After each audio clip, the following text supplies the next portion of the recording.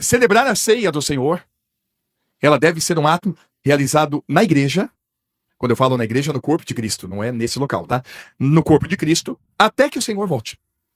Essa é a tradição. E nós temos uma tradição, e aí sim, nós temos uma tradição humana dos homens aqui, que não invalida a palavra de Deus, mas é a tradição de celebrarmos isso no primeiro domingo de cada mês. Por que eu falo que é uma tradição dos homens, daqui, de nós? Porque isso não está na Bíblia. Não está na Bíblia que a gente tem que celebrar a ceia, nem no domingo, e nem no primeiro domingo de cada mês. Isso é uma convenção que nós temos aqui de celebrar. Está tudo bem, está tudo certo, não há problema. Aonde estiver reunido a igreja, não importa o local, ela pode, até deve celebrar a ceia do Senhor, porque ele falou, façam isto até que eu volte. Mas está tudo bem, então vamos trazer para a realidade que nós temos aqui, que é maravilhosa. O importante não é a quantidade de vezes que celebramos, nem aonde celebramos, mas é trazer o sentido correto da celebração. É exatamente sabermos aquilo que estamos fazendo aqui. Eu fico feliz de estarmos tantos aqui reunidos hoje, nesta manhã, porque todos nós temos o desejo de cultuar.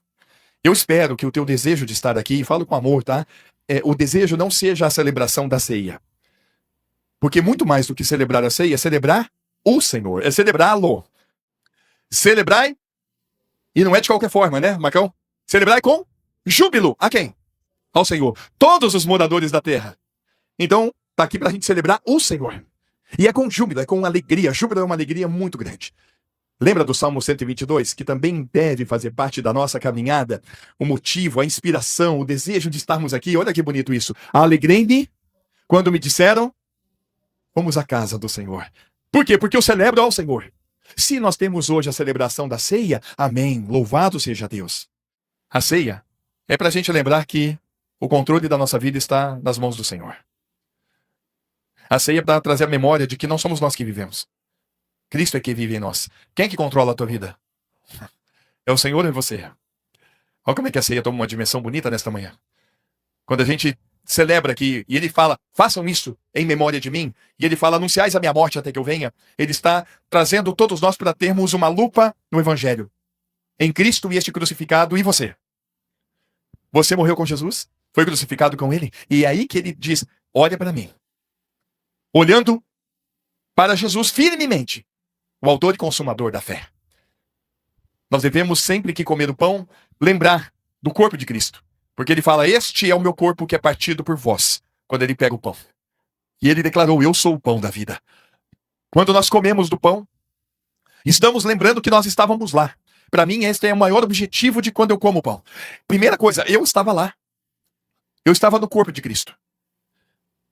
Ele foi aquele que nos atraiu em seu corpo. E nós entramos nele. Pelo véu, isto é, pela sua carne. Entramos nele. Para morrer com ele. Então, quando eu como pão, eu estou lembrando que eu estava lá. Eu fui crucificado com ele, eu morri com ele. Eu fui sepultado com ele. Quando eu tomo o cálice, eu estou lembrando do cálice da nova aliança. Do sangue do Cordeiro imaculado e incontaminado. Ele derramou o seu sangue para nos lavar do pecado. Mas ele lavou a quem? A quem crê que estava lá. Você estava lá no corpo de Cristo? Você creu nisto? E só para a gente lembrar disso, importante que a gente tenha sempre a visão das Escrituras Sagradas. Está lá em Romanos capítulo 6, versos 7 e 8. Resumindo a história. A R.A. vai falar, porquanto quem morreu está justificado do pecado. Está liberto do pecado. Olha o versículo seguinte. Ora, se já morremos com Cristo, cremos que também com ele viveremos. Ceia é absolutamente claro que é para que a gente traga memória. Para que a gente tenha sempre os olhos voltados para o alicerce que Deus nos colocou. Esperei com paciência no Senhor. Ele inclinou o seu ouvido para mim, ouviu o meu clamor. Tirou-me de um lago horrível, de um charco de lodo, pôs os meus pés sobre a rocha. Firmou os meus passos. O alicerce, a rocha. É aqui que o Senhor edifica. Então nós devemos sempre ter a clareza desta obra na nossa vida. Não tem nada mais importante, nada mais significativo do que isso. Nos reunimos aqui nesta manhã para poder trazer isso à memória. Nós devemos crescer a partir daí. O processo de santificação, que é conhecer mais o Senhor. Eu voltar naquilo que eu já disse para os amados. Nós temos que ser trabalhados muito pelo Senhor aí. Tem muito mais, amados. Tem muito mais. Nós estamos bem... Claro, é uma visão muito clara. Nós estamos sempre muito fracos aí. Com relação à prática da palavra. Há sempre muito mais. Muito mais. E é o que me move, claro. que nos move é isso. Eu sabia que tem muito mais. Mas nós precisamos lembrar que só crescemos a partir da rocha. É com esta base. E eu vou dizer por quê. Porque existem pelo menos 3 textos aí que me chamam a atenção para este momento. Primeiro, repetido em alguns lugares, Lucas 9, 23. Veja como é que está escrito a palavra de Deus, como é que está escrito na palavra de Deus. E dizia a todos, se alguém quer vir após mim, negue-se a si mesmo. Como? Tome dia a dia a sua cruz e siga-me dia a dia. Peraí, mas eu já não morri com Jesus lá na cruz? Então entende a perspectiva que Jesus está dando? Você vai receber de Deus o milagre do novo nascimento e crer que você morreu comigo e foi ressuscitado comigo. Mas você vai levar isso todos os dias na tua vida.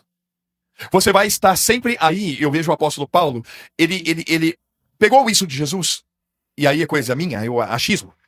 E ele deu uma perspectiva muito interessante. 2 Coríntios, capítulo 4, versos 10 e 11. Olha a perspectiva que o apóstolo Paulo traz a respeito disso. Levando sempre no corpo o morrer de Jesus. Dia a dia tome a sua cruz. Dia a dia diga, eu estou crucificado com Cristo. Logo, não sou eu quem vive, mas é Cristo que vive em mim. Então leve sempre o morrer de Jesus, para que a vida de Jesus se manifeste em nós. E aí, mais um texto importante, onde nós encontramos também essa perspectiva. Em Romanos, no capítulo 12, no versículo 1. Rogo-vos, pois, irmãos, pelas misericórdias de Deus, que apresentei o vosso corpo por sacrifício vivo. Como é que você se apresenta como um sacrifício vivo? Olha como é que é interessante pensar. O que é um sacrifício vivo? Para mim é tão claro, é exatamente isso. Eu estou crucificado com Cristo. Logo, não sou eu quem vivo, mas é Cristo que vive em mim. Esse é um sacrifício vivo. Eu estou entregue à morte para que a vida se manifeste em mim. Por isso a perspectiva da ceia, ela traz para nós então esta realidade. Vamos anunciar a morte de Jesus, e já anunciamos aqui.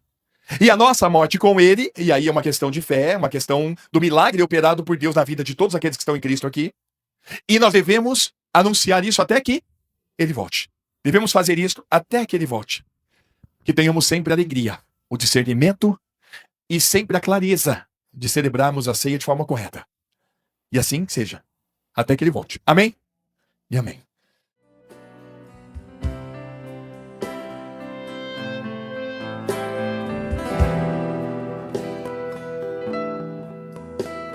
Eu sei que foi pago um alto preço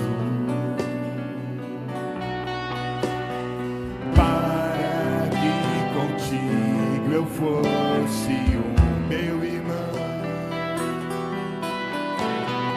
Quando Jesus derramou sua vida, ele pensava em ti.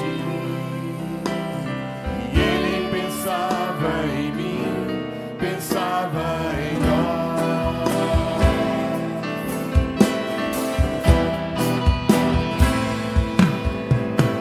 Eu sei que foi pago um alto preço para que contigo eu fosse o meu irmão.